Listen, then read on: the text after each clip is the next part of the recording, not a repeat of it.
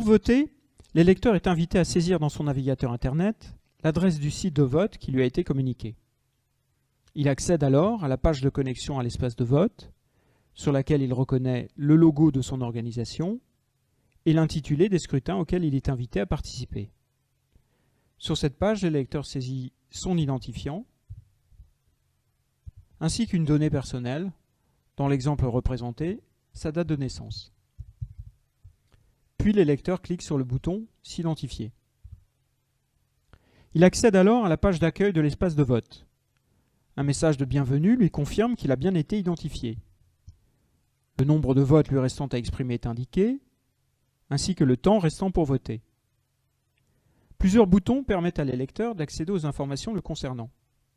Une aide pour voter, la note d'information sur les élections, la liste électorale dans son collège et pour les instances le concernant, la composition du ou des bureaux de vote, et bien sûr les listes de candidats et les documents attachés.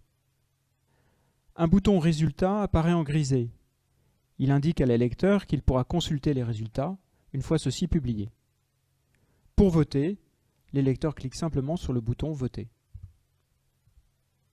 Un tableau présentant les différents scrutins concernant l'électeur s'affiche alors.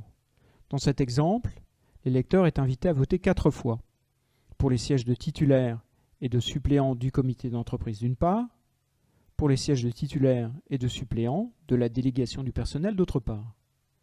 Au passage, l'électeur remarque que le système lui présente bien les scrutins le concernant dans son collège. Sur ce tableau peuvent figurer les taux de participation constatés à ce stade pour les différents scrutins. Cet affichage est optionnel. Pour voter, l'électeur est invité à cliquer sur le lien « Vote à exprimer » pour chacun des scrutins.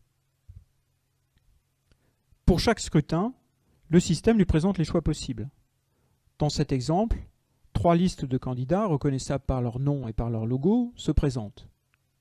Le vote blanc est également proposé. À noter que les choix possibles sont présentés de manière égale, quelle que soit la taille de l'écran. En particulier, ils occupent le même espace en hauteur et aucun ascenseur n'est nécessaire pour les faire apparaître.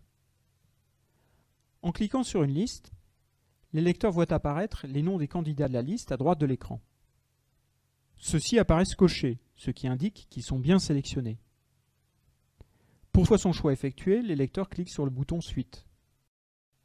Il est alors invité à vérifier son intention de vote. À ce stade, l'électeur n'a pas voté.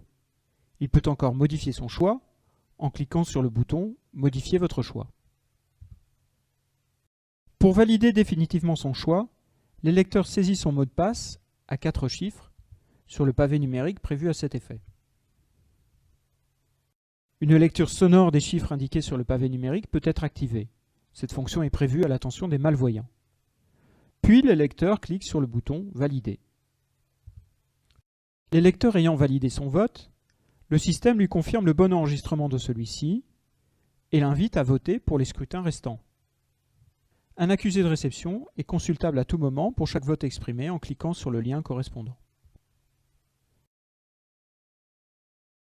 Via la page d'accueil ou la barre de menu, l'électeur peut consulter à tout moment, y compris bien sûr avant de voter, la note d'information, la liste électorale dans son collège et pour les instances le concernant, la composition du bureau de vote, et bien sûr les listes de candidats et tous les éléments attachés, notamment les professions de foi,